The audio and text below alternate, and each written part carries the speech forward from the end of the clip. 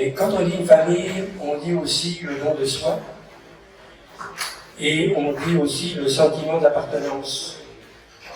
Ce qu'il y a d'extraordinaire ce soir, c'est ça que je sens. Je sens ce sentiment d'appartenance. Alors, au nom de toute l'équipe qui a permis que cette soirée se réalise, je vous dis merci d'être là. Et je vais vous poser une question. Vous allez répondre non, j'imagine, j'espère que vous allez tous répondre non.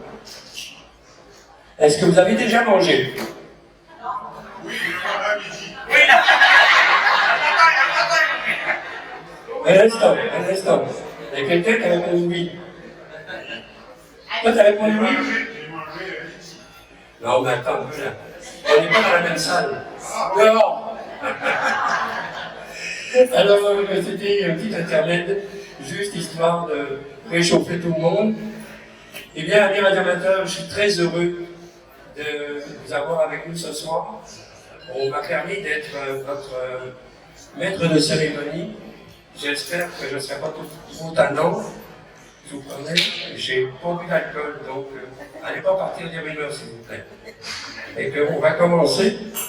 Et donc, juste pour vous signaler que le repas va être servi dans une dizaine, quinzaine de minutes maximum. Donc c'est le temps pour vous jaser un peu, faire connaissance, ceux qui ne sont pas encore connus à leur table. Et je vous reviens tout de suite après. Alors, à tantôt.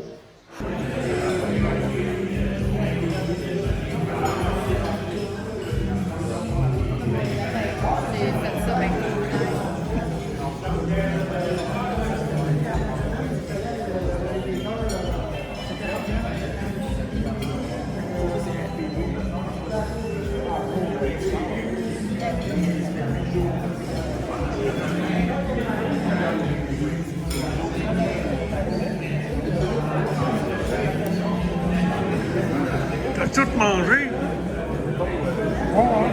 T'en as faim, hein?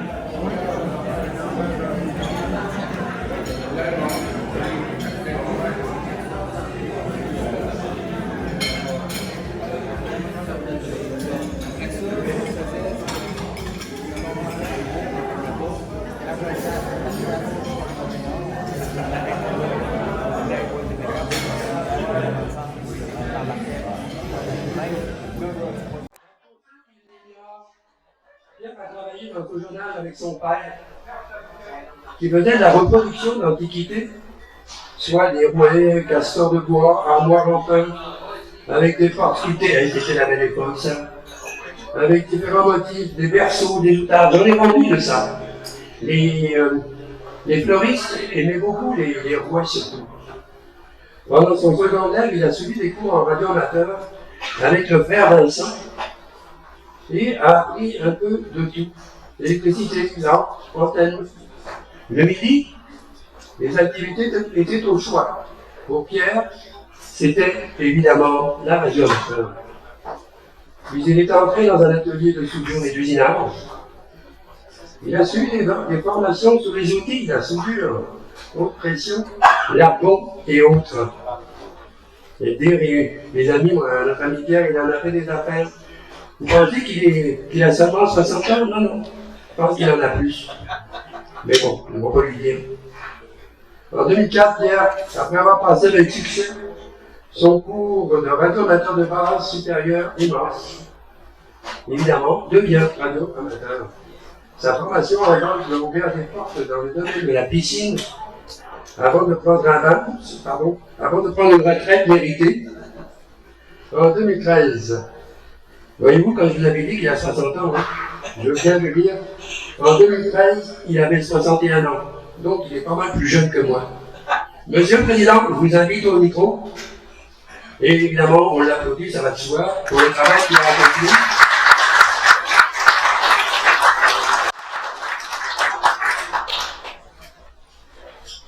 On va lire ça. Mesdames, Messieurs, chers invités, c'est avec une immense joie et un profond sentiment de gratitude que nous nous réunissons ce soir pour célébrer un moment exceptionnel dans l'histoire de la Mauricie. Le 15 octobre de l'année 1923 marque le début d'une aventure extraordinaire, une aventure qui a façonné le paysage de la communication et la passion pour la radio amateur dans notre communauté. C'est un honneur de vous présenter un aperçu de l'histoire et de l'évolution de VE2MO, Radio Amateur Mauricie, Centre du Québec. En 1923, sous la vision de notre fondateur émérite, Arthur Kemp, naissait l'Association Radio Amateur de Mauricie. C'était une époque marquée par l'émergence de la radio amateur, une discipline qui allait bientôt devenir un pilier de notre communauté. Les pionniers comme Arthur Kemp ont jeté les bases de notre association, partageant leur amour de la technologie et de la communication radio. Il y avait 14 amateurs présents à cette assemblée de fondation. Les premiers membres furent Gio Dosti, Hector Landry, Alex Walker, Léon Trépanier. Au fil des décennies, VE2MO a prospéré et s'est développé. Les activités de radio amateur Mauricie, Centre du Québec se sont multipliées, englobant non seulement la radio analogique, mais aussi les technologies numériques de pointe. Nous sommes passés des émetteurs récepteurs radio-habiles aux radios à transistors plus sophistiqués basés sur des microcontrôleurs et des ordinateurs. Le monde de la radio amateur est devenu plus vaste, plus sophistiqué et diversifié que jamais. Aujourd'hui, nous sommes à l'ère de la radio amateur numérique, où nos membres explorent des modes de communication numérique innovants, construisent des réseaux de communication par ordinateur et continuent de repousser les limites de ce que la technologie peut accomplir. Au fil de ces 100 ans d'existence, VE2MO a été le foyer pour l'apprentissage, l'innovation et l'exploration. Nous sommes fiers de notre héritage, de nos membres, de notre rôle dans la promotion, l'éducation et de la communication technique. Notre association est une preuve vivante de la façon dont la passion peut inspirer la création, la collaboration et l'évolution. Ce soir, célébrant le 100e anniversaire de VE2MO, nous honorons notre passé, célébrons notre présent et anticipons avec enthousiasme un avenir brillant pour la radio amateur et notre communauté. Merci à tous nos membres, passés et présents, qui ont contribué à notre succès. Je vous souhaite une excellente soirée. Sur ce, laissez-moi vous présenter Robert Fréchette, le coordonnateur et organisateur de la soirée. Merci.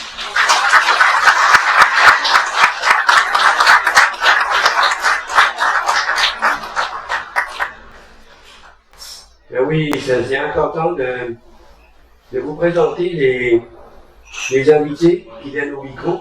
Je pense que c'est important aussi de reconnaître le travail qu'ils font.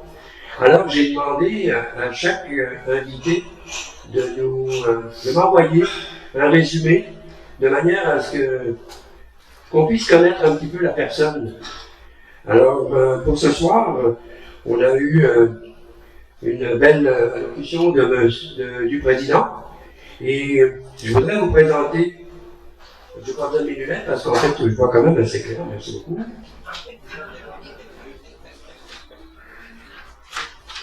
Je vais vous dire, en fait, qui est Robert Fréchette, Victor Echo 2, Zulu, Roméo Foxtrot, amateur depuis les années 90, a été président du club VE2MO de 1994 à 1996 et en 2004 pour un deuxième terme de quelques années. Passionné de radio, il a participé avec la protection civile pendant quelques années. Il aime surtout faire des installations et fabrication d'antennes. Et il va devenir mon chum, je suis sûr de ça. Il y a d'autres projets liés à la radio amateur. Après une pause de quelques années de son travail en région, il s'implique de nouveau à la demande de Pierre Champagne, VE2IV, que vous venez d'entendre, pour coordonner avec l'équipe sur place le 100e de VE2MO. J'accueille avec un grand plaisir M. Robert Fréchette. Bonjour tout le monde. Et puis, ce que je vais faire tantôt, c'est que il va falloir que je me mette dans la peau de notre ami VE2AIK. Il y a quelques mois, avec Pierre et Norman, on est allé le voir pour l'inviter à la soirée. Puis, à cause de son état de santé, il ne pouvait pas venir. Par contre, il nous avait fait un petit cadeau. 14 pages à vous lire. C'était en gros caractère. Il dit tabarnouche. Il regardait ça avec Pierre, il dit on enlève-tu, on en coupe-tu, qu'est-ce qu'on fait avec ça? Finalement, on a décidé de laisser tel quel. Fait que ce que je vais vous lire tantôt, imaginez que c'est notre ami VE2AIK, Jean-Guy Renaud, qui vous parle. On y va? Je vous dis ça avec... je me suis pratiqué plusieurs fois, ça se peut que ça fourche un peu, mais c'est pas grave. Quand Pierre, votre président, m'a téléphoné pour m'inviter à votre réception du 100e anniversaire de fondation de VE2MO, je lui ai répondu que j'avais 92 ans et que les voyages pour moi, ça devait être terminé, surtout en fauteuil roulant. Votre président a dû être un adepte de la boxe. Il m'a collé dans les cadres et me répondant que si sa mère âgée de 95 ans arrivait du Mexique, ça voulait dire « Plains-toi pas, mon gars, Trois-Rivières, c'est pas mal plus proche que le Mexique. Viens luncher avec nous. » C'était comme un ordre d'un gars que je ne connaissais pas à part l'avoir vu en photo ou par ses nombreux courriels adressés à ses membres. Je crois aussi que votre président est sûrement un dynamique. Je lis régulièrement ses messages, ses invitations dans mon ordinateur presque à tous les jours. Bref, son invitation m'a rempli de bonheur. Je ne peux pas être plus heureux que d'être ici avec vous. Pas parce que vous êtes plus beau, plus gentil que les autres clubs. Même là, vous n'êtes pas si pire. C'est parce que vous êtes plus joyeux luron de tous les clubs que j'ai fréquentés. Vous êtes toujours emportés. Vous n'attendez pas des gros anniversaires. Il y a 19 ans, quand j'ai terminé mon allocution pour le 90e anniversaire, j'ai eu l'audace de demander au CA du moment de ne pas m'oublier de m'inviter pour le 100e de VE2MO, en ajoutant peut-être un peu réaliste, évidemment, si je suis encore de ce monde. Ben chose, je suis encore là. Pour le plus grand malheur, parce que pour VE2MO, ma présence ici représente un autre record qui, faut tourner les pages de temps en temps, pourra jamais être égalé, et je vais vous dire pourquoi un peu plus loin dans cette causerie. J'ai eu ma licence de radio amateur en 1950, VE2MO était déjà en opération depuis 27 ans. Depuis le 15 octobre 1923, j'ai commencé immédiatement à fréquenter vos festivités. Moi, le jeune Blanc-Bec, qui venait à peine de sortir de l'école d'électronique, et surtout qui venait de recevoir sa licence radio-amateur, et qui n'osait fréquenter cette bande de vieux bonhommes radio-amateurs, tous déjà membres de votre club depuis des années. À ce moment, j'étais loin de me douter qu'en 1953, en passant c'est l'année que je suis venu au monde, le fondateur de VE2MO, Arthur Kem, VE2EK, deviendrait mon premier patron de la régie centrale de la télévision de Radio-Canada. Arthur était natif de Trois-Rivières, la campagne pour tout dire, et pour essayer de tenter d'avoir l'illusion de demeurer à la campagne, Arthur avait acheté une magnifique maison dans un tout nouveau développement qui se nommait Cité Jardin, adossé au Jardin botanique. Il avait le don de se placer les pieds au bon endroit, votre fondateur. Il était le voisin de Drapeau. En plein ça, le maire Jean Drapeau, responsable de l'Expo 1967. Revenons à Radio-Canada 1953. L'employé qui devait me former à la console de son ce matin-là avait pris, aussitôt mon arrivée, la poutre d'escampette vers la taverne en face de Radio-Canada, avant de me donner la formation que j'attendais. Sa bouteille de bière lui a coûté cher.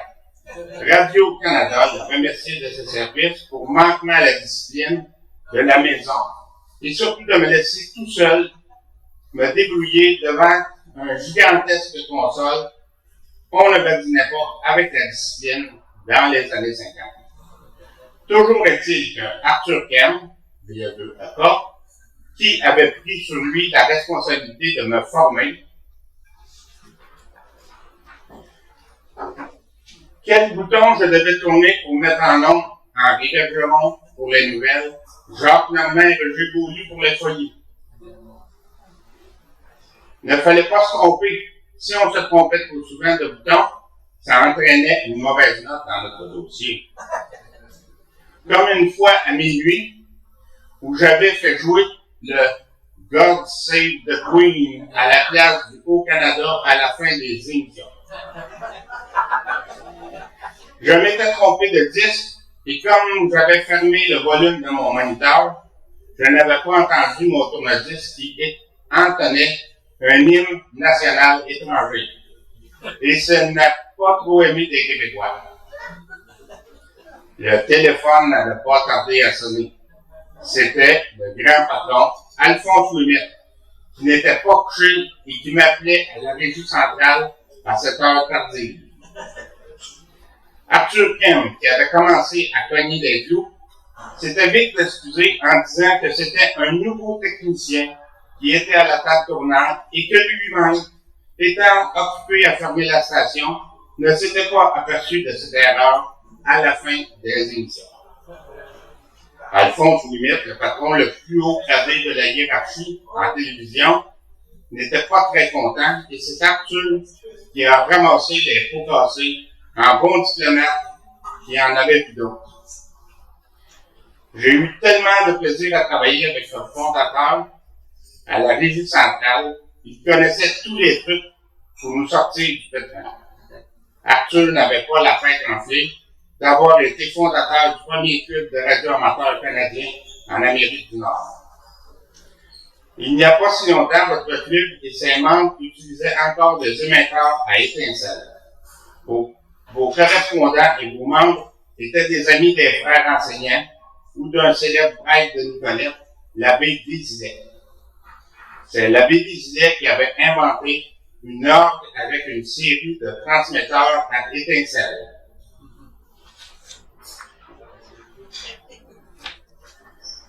C'est aussi un prêtre qui fut votre secrétaire durant plus de 50 ans. J'ai eu le plaisir de lui rendre visite plusieurs fois. Ce fut un honneur pour moi de rencontrer cet homme resplendissant d'une sérénité incroyable, secrétaire perpétuel de VA2MO depuis sa fondation, l'abbé Charles Robert, VA2EC, ainsi que sa ménagère Germaine, elle aussi amateur, qui avait fait le tour de la planète en utilisant la radio amateur et le code Morse. Elle avait reçu à peu près tous les certificats dans ce monde. J'ai aussi connu Albert Damon, VA2UIJ, qui fut parmi vos premiers membres de la fondation de VA2MO. À ce moment, Albert demeurait à Shawinigan. Son père d'origine belge était notaire. Il avait interdit à son fils de devenir membre du club sous prétexte qu'il n'y avait pas d'avenir à s'intéresser à ce domaine naissant qui était la radio en 1923. Et ce qui ne cessait de progresser depuis les années 1800 et qui devenait de plus en plus incontournable rendu aux années 1920 grâce à l'implication de votre organisation qui ne cessait de progresser. Le père d'Albert voulait que son fils se dirige vers une profession plus libérale que la radio naissante. M. Damon, père, ne voulait pas savoir non plus que Ville-de-Meaux aurait 100 ans un jour lointain. Non plus que son fils Albert deviendrait un personnage important qui marquait son époque par son implication dans ce passe-temps et aussi dans le domaine commercial comme gérant des ventes chez Motorola. En 1976, aux Jeux olympiques de Montréal, c'est Albert Damon qui avait mis sur pied une organisation du nom de RASO, Radio Amateur au service des Olympiques, pour le transport de la flamme olympique à partir d'Ottawa vers le stade olympique à Montréal. Ce fut une organisation sans faille, dont le chef d'équipe fut Roy Guénette, VE2 Cocu. C'est aussi Albert VE2 Ivy qui organisa le premier congrès de l'ARRL en dehors des États-Unis, à Montréal, en 1977. Quand j'ai connu Albert, j'étais rédacteur de la revue Raki depuis quelques années et j'ai dû le supplier d'accepter de raconter sa vie dans ce journal. Il fuyait la publicité, il ne recherchait pas les honneurs, il avait refusé plusieurs fois ma demande auparavant. Albert était un rejeton de VE2MO, un homme engagé vers le radioamateur. Il eut la responsabilité durant plus de 20 ans de la distribution des cartes QSL entrantes pour les amateurs du Québec. Plusieurs millions de cartes ont passé dans ses mains. Il se souvenait toujours des années lointaines, alors qu'il était membre de VE2MO. En 1901, la PSF prenait une expansion rapide et s'était même imposé lors du naufrage du Titanic en 1912. Dès 1921, le jeune Arthur, VE2EK, était au poste de radio commercial expérimental dont l'indicatif était 10-AV, à partir de son domicile rue La Violette. Sa compagnie se nommait Radio Concert et fut responsable de la première station commerciale à diffuser de la musique aux Trois-Rivières. C'était le 9 décembre 1923, quelques années après CKAC à Montréal. 2 mois auparavant, Arthur avait mis sur pied, le 15 octobre 1923, l'Association radioamateur de la Mauricie, VE2MO. La station commerciale fut ensuite déménagée sur le boulevard des Fonds. Comment les fondateurs auraient-ils pu savoir qu'un siècle plus tard, cet arbre planté en 1923 donnerait encore de ses fruits 100 ans plus tard? Depuis la fondation de votre organisation, chacun de vos exécutifs a laissé, selon leur époque, et chacun à leur façon, une marque indélébile. Encore mieux, mon premier livre publié en 2001, L'histoire du monde de la radio amateur, a pris naissance dans les photocopies de vos archives.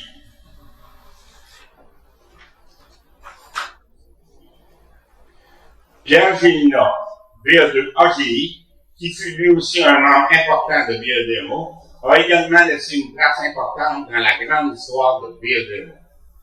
Pierre avait pris le temps de photocopier les minutes au complet de vos archives, magnifiquement conservées, à compter du tout premier CA et de la toute première Assemblée générale et des assemblées régulières subséquentes.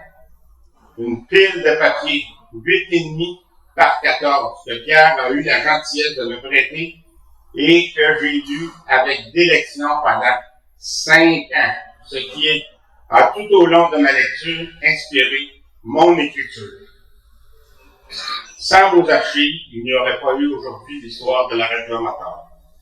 Ces archives écrites à la main par l'abbé Robert, VE2EC, relataient votre histoire, assemblée après assemblée, et se lisaient facilement avec une belle main d'écriture de VE2EC. Quand je lisais vos articles, je revoyais dans mon esprit les nombreuses fêtes auxquelles j'avais assisté quand j'étais jeune radioamateur. Vos fêtes, dans les années 50 à 60, ont laissé dans mon esprit des traces indélébiles. Par la suite, quand j'ai commencé à organiser des fêtes à mon tour, que ce soit des épluchettes ou des cabanes à sucre, je pensais aux fêtes de VA2MO et à vos réunions d'entente, à vos parties de 8, à vos épluchettes, chez Jacques, l'un de vos dépouillements, et combien d'autres que ma mémoire a perdu. Mes organisations me faisaient penser à la vôtre, où la fraternité et l'amour de votre passe-temps flottaient dans l'atmosphère de la salle. La radiomoteur est un curieux passe-temps, on peut le pratiquer un temps, le délaisser ensuite, et y revenir que ce soit 1 an ou 15 ans plus tard, les anciens amis réapparaissent à la surface et se retrouvent à l'intérieur de notre club comme si on venait de les laisser, comme si ça faisait 2 jours qu'on s'était laissé. Laissez-moi vous raconter maintenant pourquoi j'ai parlé de record au début de cette allocution.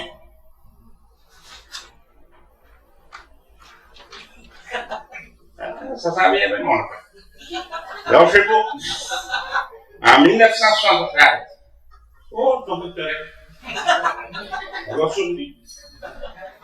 En 1973, j'avais organisé un gros banquet pour célébrer le 50e anniversaire de la fondation de VA2MO. Je pense qu'on avait sauté par-dessus le 25 ans. Comme président de l'ACI, j'avais été invité pour vous présenter l'allocution du banquet. Le fondateur de VA2MO, Arthur Kern, VA2ACA, était présent, ainsi que les dignitaires de l'époque. Ce serait un fait divers si ce n'était que de la suite. En 2003, ce fut le 80e anniversaire, une autre fête, une autre allocution, devinez qui? En 2019, le 90e anniversaire fut fêté comme il se doit.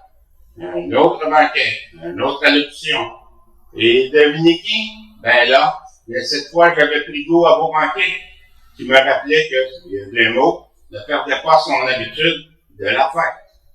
Une autre allocution. Devinez qui? Puis v'là-tu pas qu'en 2023 arrive et avant que l'ennemi disparaisse, il faudrait bien fêter ça. 100 ans juste une fois dans sa vie. 100 ans, mais juste une fois dans sa vie. Si on remet ça à 100 ans la prochaine fois, ce sera 200 ans. Qui va organiser la fête? Certain qu'on ne sera pas là pour nous autres. Ce sera un robot avec une intelligence artificielle qui sera chargé de la fête. D'une intelligence artificielle à une autre, le party du 200e tournera au vinaigre, car la radiomoteur ne sera plus un passe-temps, mais une obligation et sera transformée en téléphone cellulaire. Pourtant, le devis était simple. Appelez Saint-Hubert Barbecue et commandez quelques centaines de poulets avec Pepsi, Coke et 7-Up.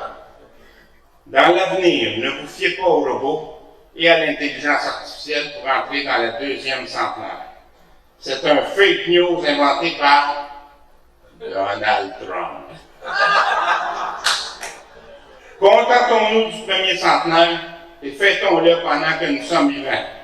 Longue vie à VA2MO, Jean Guéreneau, VA2, AICA.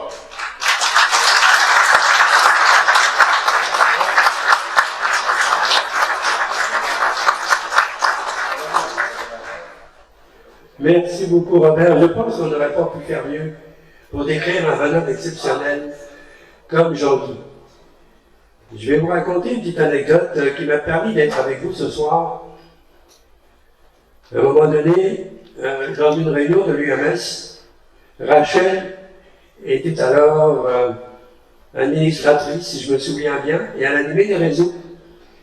Et à un moment donné, elle, pour des raisons tout à fait personnelles, elle décide donc d'abandonner, et personne ne lève la main. Alors moi, je décide de lever la main, mais j'avais pas l'équipement adéquat.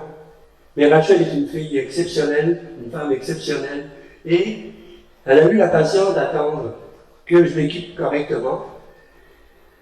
Mais avant de prendre l'antenne et d'être sur les réseaux comme vous m'entendez régulièrement.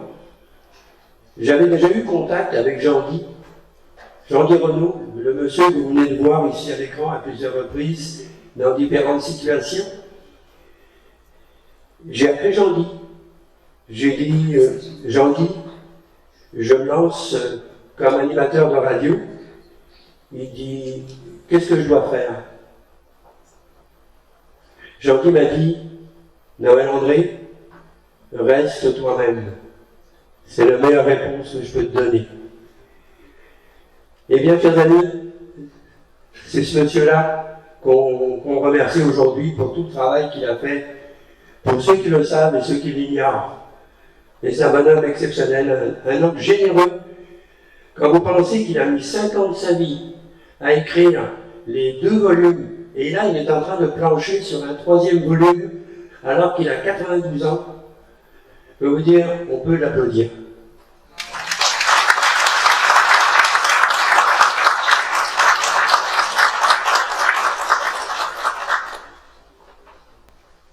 Je vous remercie de la qualité de l'accueil, c'est fort apprécié.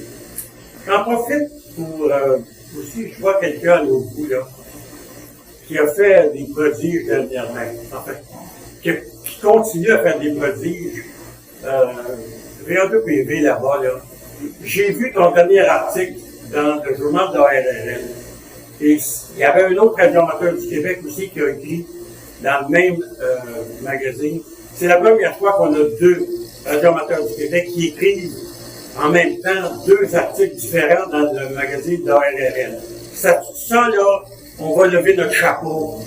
Moi, je te salue bien haut.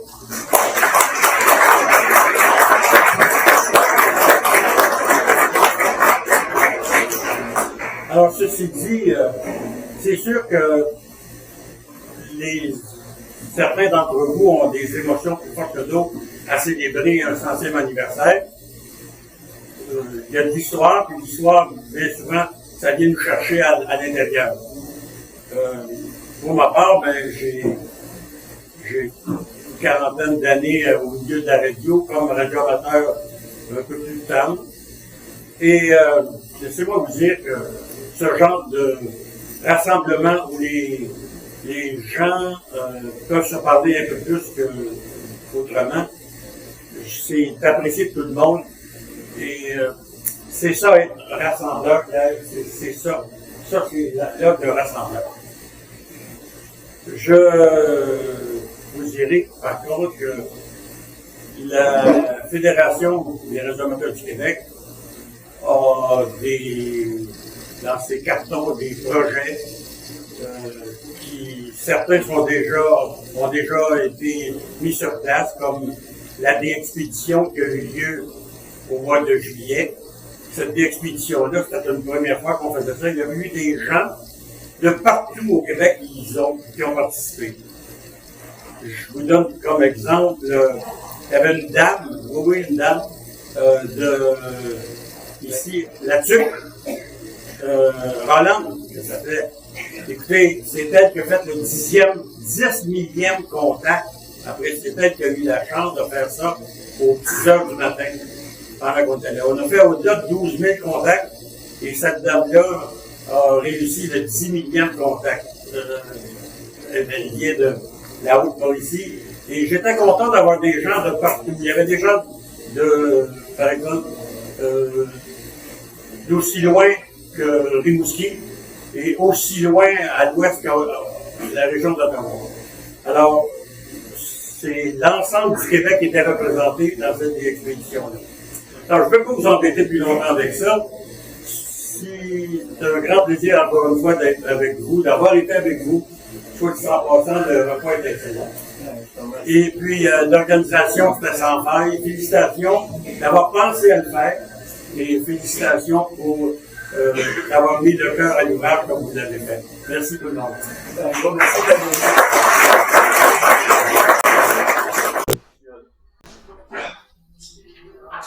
Au cours de la dernière décennie, nous avons assisté à une transformation remarquable dans le monde de la radio amateur. Les modes numériques ont gagné en popularité, devenant un élément essentiel de notre passion.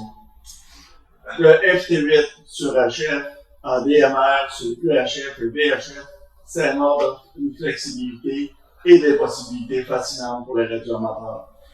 Aujourd'hui, les modes numériques les plus couramment utilisés sur UHF et VHF incluent le D-Star, le DMR, le Fusion, A-Star, chacun avec ses caractéristiques uniques. Ces modes ont ouvert de nouvelles avenues pour l'expérimentation et la communication. Vous pouvez trouver de nombreuses ressources en ligne pour en savoir plus, que ce soit sur Google, YouTube ou grâce à un de nos experts locaux. Le Club radioamateur VE2MO joue un rôle clé dans cette évolution.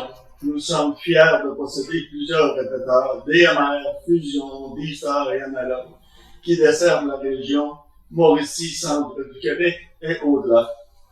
Notre partenariat avec notre distributeur local de produits Agneton, le René VE2RI, membre du club, rend la transition vers le DMR plus accessible, démontrant notre engagement à rendre la technologie abordable pour nos membres.